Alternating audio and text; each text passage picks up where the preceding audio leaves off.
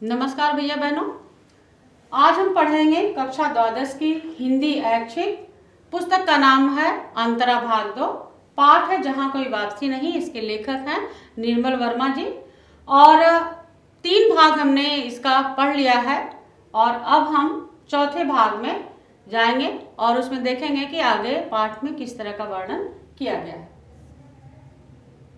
Paragraph 3 है बच्चों, पृष्ठ संख्या 137 से 138 तक और पैराग्राफ जो है वो है एक भरे पूरे ग्रामीण अंचल को कितनी नासमझी से लेकर के आक्रमण शुरू हुआ तक पे ये पैराग्राफ पूरा आपका आधारित है। अब इस पैराग्राफ के अंतर्गत कौन कौन से महत्वपूर्ण बिंदु हैं, यदि बच्चों हमें महत्वपूर्ण बिंदु ध्यान में आ जाए तो पाठ हमें बहुत अच्छी तरीके से याद हो जाता है। इसीलिए ये जो छोटे छोटे बिंदु हमने बनाए हैं आपके पैराग्राफ से, अगर इसे भी आप एक बार अच्छे से याद कर ले, जो पाठ का सारांश कहा जाता है, तो इन बिंदुओं के आधार पे उस पाठ की जो समरी है, जो सार है, जो सारांश, बहुत अच्छे से आपको ध्यान में आ जाएगा। तो आइए इसमें पढ़ते हैं कि इस पैराग्राफ में क्या वर्णन किया गया है। लेखक द्वारा एक भरे पूरे ग्रामीण अंचल को कितनी नासमझी निर्ममता से उखाड़ फेंका जा सकता है, उसका ज्वलंत उदाहरण है सिंगरौली। उसके बारे में बताना। लेखक वहां गए थे तो आप सभी को पता है, बार बार उस बात को पुनरावृत्ति करना, उस बात की पुनरावृत्ति करना तो अब सही नहीं है। आपको समझ में आ ही गया होगा कि जब वो वहां गए थे सिंगरौली, तो सिंगरौली में नवा गांव था। नवा गांव के अंदर भी एक अमझर नामक गांव था, जहां पे अमरौली प्रोजेक्ट की सरकारी घोषणा हो चुकी थी कि यहाँ यह प्रोजेक्ट लगाया जाएगा और इसमें कुछ गांव उजाड़ दिए जाएंगे। तो जब वो वहां पर गए तो उन्होंने देखा कि यह जो अंचल है, यह जो इलाका है, यह जो एरिया है जहाँ पे यह परियोजना या प्रोजेक्ट लगाया जाना है या परिचालित होना है, संचालित होना है, वहाँ की स्थिति क्या है। तो उन्होंने जो देखा था उसी की पीड़ा है ये। एक तरह से कह रहे हैं कि वो वहाँ के लोग अत्यंत खुशी थे, सब खुश थे। आपने देखा धान की रोपाई हो रही थी, भूमि उर्वरा थी, लोग अपने जीविका के जो साधन थे वो सुचारू रूप से उनके पास थे। उसके लिए कोई ऐसा नहीं था कि कोई बेरोजगार था, खाए बिना मर रहा था, ऐसा कुछ नहीं था। और लेखक ने कहा कि पूरा गांव जो है वो कैसा था, पूरा अंचल जो है वो भरा पूरा ग्रामीण इलाका था, यानी कि आबादी भी अच्छी थी और वहाँ पे हर तरह की अपने लेवल की जो सुख सुविधाएं पहाड़ों पे होती हैं वो सारी चीजें थी। लेकिन उसको कितनी नासमझी और कितनी निर्ममता से उजाड़ दिया गया, उसका ज्वलंत उदाहरण वह स्थान है। सिंगरौली की भूमि की उर्वरता एवं जंगल की समृद्धता के बारे में बताना, जिसके द्वारा शताब्दियों से हजारों वनवासी और किसान अपना भरण पोषण कर रहे हैं। उन्होंने बताया था कि यहाँ बहुत सारे शासक थे, जिसमें एक का उल्लेख उन्होंने किया है कि खैरवार जाति के राजा वहाँ पे शासन करते थे और यह स्थान, यह भूमि जो है अत्यंत उर्वरा थी और यहाँ जंगल इतने समृद्ध थे, इतने पेड़ थे। आप सभी जानते हैं कि ये इलाके जो हैं वो अपनी वन संपदा के लिए जाने जाते हैं, लेकिन औद्योगिकरण के नाम पे वह सारे वन संपदा जो है वो सारी वो नष्ट होती जा रही है। इसका दुख इस पाठ में, इस पैराग्राफ में लेखक ने व्यक्त किया है। देखिए बच्चों, यहाँ पर वन संपदा में पेड़ पौधे आते हैं, तो ये पेड़ आप देख रहे हैं कि ये किनारे पे जो है वो बिल्डिंग है, आधुनिक है, आधुनिक भारत की तस्वीर यहाँ दिखाई दे रही है। लेकिन यही आप देख रहे हैं कि इतने विशाल वृक्ष की कटाई हुई है। अगर आप थोड़ा सा अनुभव करें तो ऐसा देखेंगे कि ऐसा लग रहा है कि जैसे किसी व्यक्ति को बीच से काट दिया जाए और उससे रक्त धारा जो है बह रही हो, ऐसा ही यहाँ भी देखने को मिल रहा है। ये पेड़ों की स्थिति और पेड़ों की कटाई और इनको किस निर्ममता से काटा जा रहा है, किसके नाम पे, कि हम विकास कर रहे हैं, हम आधुनिक हो रहे हैं। इसका उल्लेख भी लेखक ने इस पाठ में किया है। सिंगरौली की भौगोलिक स्थिति के बारे में यह बताना कि 1926 से पूर्व यहाँ खैरवार जाति के आदिवासी राजा शासन किया करते थे, किंतु बाद में सिंगरौली का आधा हिस्सा आप सभी जानते हैं, जिसमें उत्तर प्रदेश तथा मध्य प्रदेश के खंड शामिल थे, वो रीवा राज्य के भीतर शामिल कर लिया गया। तो ये भारत की वो तस्वीर है जब इनका विभाजन हुआ और इनको इस स्टेट में, इस प्रदेश में सम्मिलित किया गया। वो उसका उल्लेख है कि 1926 से पूर्व स्थिति ऐसी थी। 20 वर्ष पहले यह समूचा क्षेत्र जो है वो विंध्याचल और कैमूर के पहाड़ों और जंगलों से घिरा हुआ था, जहां अधिकांशतः क्या क्या चीजें मिलती थी?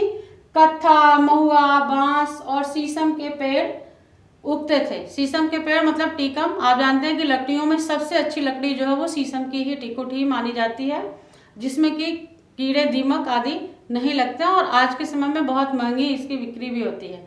अगर यह पेड़ नहीं काटे गए होते तो आज बहुत ही समृद्ध स्थिति में वह स्थान होता। एक दंत कथा के अनुसार सिंगरौली का नाम ही श्रृंगावली पर्वतमाला से निकला है, जो पूर्व पश्चिम में फैली हुई है। तो सिंगरौली का नाम किसके नाम पे रखा गया है? तो ऐसी एक दंत कथा, दंत कथा मतलब कोई प्रामाणिकता नहीं है, मैंने कहा, आपने कहा, आपने कहा, आपने कहा, ऐसे। तो उसके अनुसार कि ये जो सिंगरौली नामक ये जो स्थान है उसका नाम श्रृंगावली पर्वतमाला के नाम से निकला है, जो कि पूर्व से पश्चिम तक फैली हुई है। ये देखना बच्चों आप, ये लगाए हुए उद्योग हैं और ताप विद्युत गृह हैं, ये जहाँ पे बिजली उत्पादन होता है, धुएं निकल रहे हैं और इस तरह से वहां पर उद्योग लगाया गया है। यातायात के सीमित साधनों के कारण सिंगरौली अपने अतुल प्राकृतिक सौंदर्य के बावजूद काला पानी माना जाता था। इतने घने जंगल थे, इतने घने वन थे कि उसको उसके इस स्थिति के कारण, अत्यंत घने जंगलों के कारण उसको ऐसा कहा जाता था कि अगर किसी को काले पानी की सजा देनी है तो उसे सिंगरौली में ले जा करके उन वनों के बीच में छोड़ दो। मतलब ऐसे इतना घना वहां का वन प्रदेश था, जहां न लोग भीतर आते थे ना बाहर जाने का जोखिम उठाते थे। अगर एक बार उस वन में, उस जंगल में अगर खो गए तो वहां से निकल के जाना और आना पुनः उस स्थान तक अत्यंत ही दुष्कर कार्य था, इसलिए उसको जो है काला पानी भी माना गया था। लेकिन दूसरी तरफ उसको उसके प्राकृतिक सौंदर्य के कारण बैकुंठ भी, स्वर्ग भी कहा गया है। सिंगरौली अपनी प्राकृतिक संपदा और सौंदर्य के कारण बैकुंठ भी कहा जाता है। लेखक द्वारा सिंगरौली की अपार खनिज संपदा पर टिकी हुई उद्योगपतियों की नजर का वर्णन करना। लेखक ने यह बताया है कि जो ऐसे वन संपदा, खनिज संपदा वाले स्थान, राज्य, प्रदेश होते हैं, वहां पर कहीं न कहीं, चाहे वो सरकार किसी की भी हो, उनकी नज़र वहां पर पड़ जाती है। उसका उल्लेख भी इसमें उन्होंने किया है। उन्होंने कहा कि जो उद्योगपति हैं, जो उस समय सरकारें हैं, उनकी नज़र जो है वहां पर पड़ती है कि यहाँ की इन चीज़ों की कटाई करके यहाँ नया कोई इनके लिए रोजगार सृजन कर दिया जाए, कोई नई परियोजना वहाँ पे लागू कर दी जाए। उस तरह से वहाँ से वो लाभ कमाने के लिए भी उनकी दृष्टि वहाँ पर पहुँच जाती है। तो इसमें लेखक ने कहा कि लेखक द्वारा सिंगरौली की अपार खनिज संपदा पर टिकी हुई उद्योगपतियों की नज़र का वर्णन करना तथा यह बताने के लिए कि विस्थापन की एक लहर रिहंद बांध बनने से भी आई थी। आप सभी को पता है कि रिहंद बांध जो है बना था नर्मदा नदी का पानी रोक करके, और आज वहाँ की स्थिति आप देखिए, मालवा की स्थिति देखिए, जिसके कारण हजारों गांव उजाड़ दिए गए थे। तो जब गांव उजड़ेंगे, जब मनुष्य उजड़ेगा, तो प्रकृति कैसे जो है जीवित रह पाएगी? क्यों? क्योंकि प्रकृति और मनुष्य का जो संबंध है वह अत्यंत घनिष्ठ है। इसलिए वर्तमान में जितनी भी इस तरह की प्राकृतिक आपदाएं आती हैं, उसका कारण कहीं न कहीं हम और आप भी हैं। लेखक द्वारा यह बताना कि इन्हीं नई योजनाओं के अंतर्गत सेंट्रल कोल फील्ड और national super thermal power corporation, जिसे एनटीपीसी के नाम से आप जानते हैं, का निर्माण हुआ, जिससे चारों तरफ पक्की सड़कें और पुल बनाए गए। आप सभी को पता है, आप देखेंगे नोएडा में भी आपके एनटीपीसी का हेड ऑफिस है, लेकिन उत्पादन जो है अगर आप दादरी चले जाएं तो वहां आपको देखने को मिल जाएगा। ऐसे ही नदियों, जो वन प्रदेश के इलाके हैं, वहां नदियों पे बांध बना करके, डैम बना करके पानी से वहां बिजली का उत्पादन होता है। लेखक द्वारा यह बताना कि सिंगरौली की घाटी और जंगलों पर भी ठेकेदारों, वन अधिकारियों और सरकारी कारिंदों का आक्रमण शुरू हुआ। तो इस तरह से जिन लोगों की दृष्टि वहां पर पड़ी वो तरह तरह से अपनी योजनाएं बनाए और तरह तरह से वहां पर प्रकृति को नुकसान पहुंचाया। इसी से संबंधित बच्चों यहाँ पर पैराग्राफ से संबंधित लघु प्रश्न है, जैसे सारे भागों में आपने देखा था पैराग्राफ पे आधारित प्रश्न है। 1926 से पूर्व सिंगरौली में किस जाति के आदिवासी राजा शासन किया करते थे? उत्तर है खैरवाड़ जाति के। लेखक ने सिंगरौली की भौगोलिक स्थिति के बारे में क्या बताया? उन्होंने बताया कि 1926 से पूर्व कैसी स्थिति थी और आज से 20 साल वर्ष कैसी स्थिति थी, उसका उल्लेख मैंने इसमें कर दिया है। आप वहां से इसका उत्तर चुन करके लिखेंगे।